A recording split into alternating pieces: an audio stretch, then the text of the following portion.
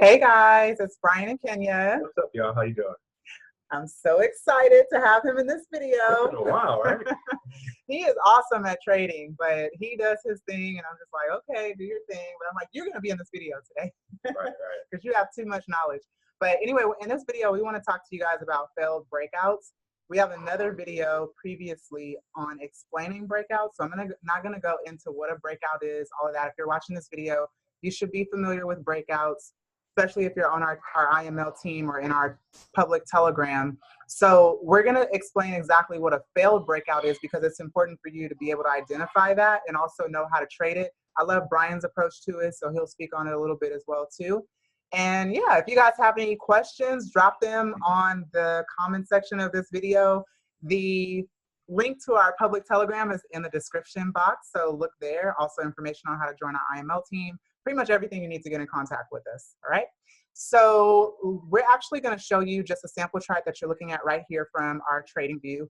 And I'm actually going to show you an example of a successful breakout and then of a failed breakout. So when I say a failed breakout is basically, you can see here that we have a trading range here, or a period of consolidation where I basically trap price. So I trade different types of breakouts. I trade swing lows, swing highs. I also trade just support and resistance. I mean, you're basically just trapping price. Some of you are familiar with bearish flags, bullish flags. There's all types of different patterns that you can trade. But basically, a failed breakout is when price temporarily moves above or below a key support or resistance level. So if you see here, you see where I have these parallel lines basically, and you see here this top resistance line here that I have drawn.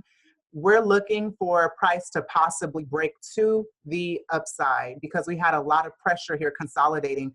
So previously, sellers had pushed that price down. Once price consolidated, it became a range. This is a period where you basically have congestion and there's a lot of nothing going on. The market is resetting itself. But then later, what happens with a breakout is that when it fails, so for example, if we were expecting price to break to the upside, but it fails, and we see several confirmations here. I'm gonna let Brian talk about that. But basically what happens in a breakout is when it approaches these key levels, it fails to break through these key levels successfully, testing up to the next level, and instead it retreats back to the same side it started. So you'll see this long red candle, red wick here. You'll see that price basically drop back down to the bottom of this support area here at the bottom of the range. So rather than acting on a trade in real time as soon as it breaks through a key level, we should wait until usually the candle closes above it before we actually make a decision. I also use the MACD as another confirmation, and you'll see on this actual setup here, when price broke to the upside, look at the MACD, how you didn't have a clear crossing of the MACD, okay? You see where the MACD was just kind of floating right here where my crosshair is? You didn't really have a clear cross.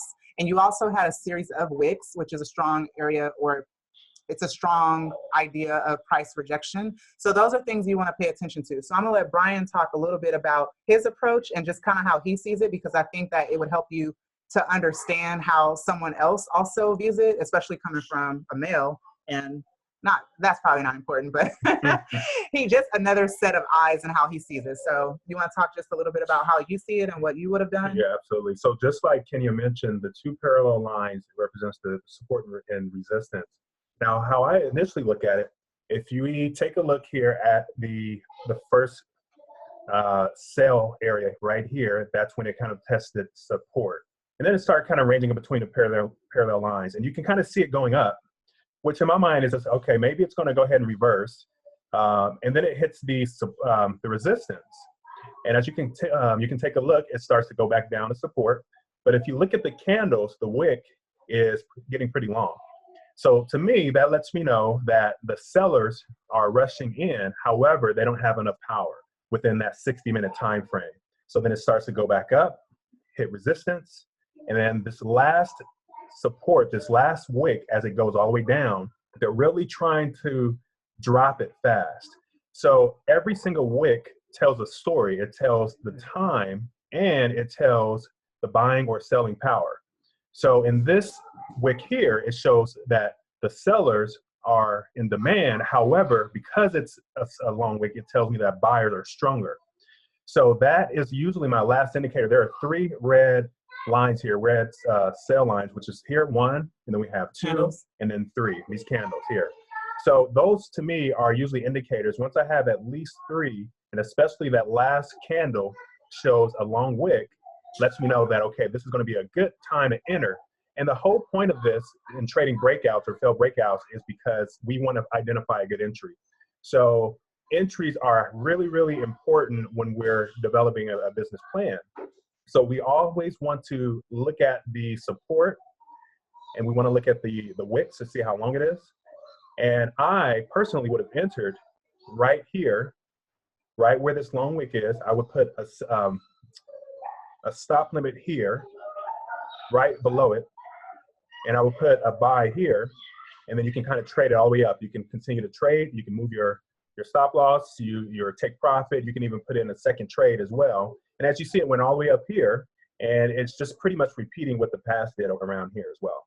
So that's a really good failed breakout example there. That's a good example you pointed out, and I like the observation as well too. So I'll go ahead and just go over what a successful breakout looks like, and I'm going to talk to you guys about how I incorporate the MACD.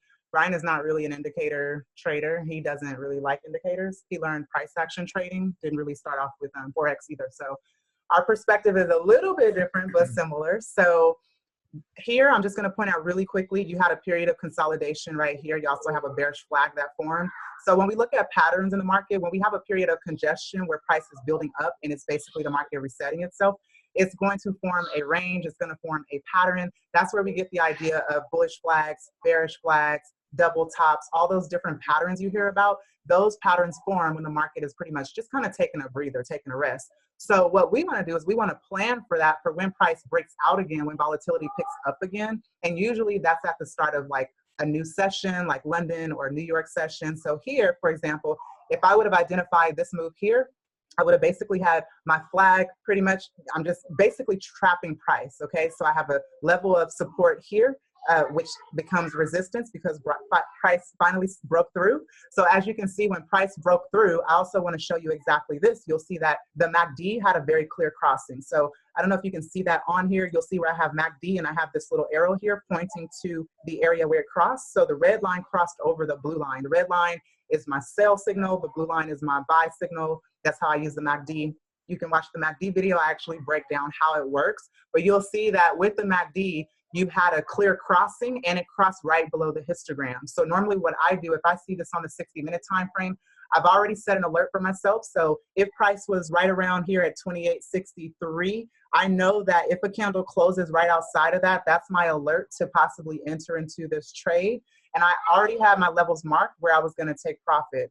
So that's pretty much a good breakout. You had a clear confirmation of the MACD to give you confluence, to give you multiple confirmations that the trade is going your way.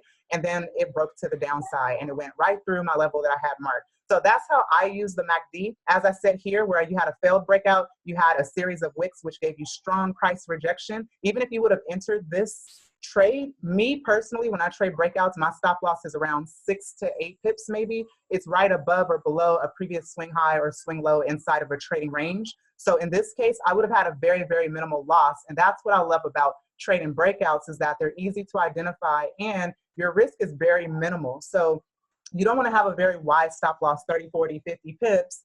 And you can really minimize that by trading close to an area of structure where you have strong major reversal areas, okay? So that is just an example of a failed breakout. Basically, what happens when price approaches these key levels and it fails to break to the upside or to the downside, why that happens. And hopefully we gave you an idea of how to trade these breakouts as well too. Again, in the description area, you'll see the link to our Telegram. Make sure that you click on it, join it. Come in, have a great time learning with us. We share as much as we can. And that's about it. That's it. You guys have an awesome day, night, wherever you're located. Don't forget to subscribe, and we will see you in the next training. And comment below. Give us a thumbs up if you like this video.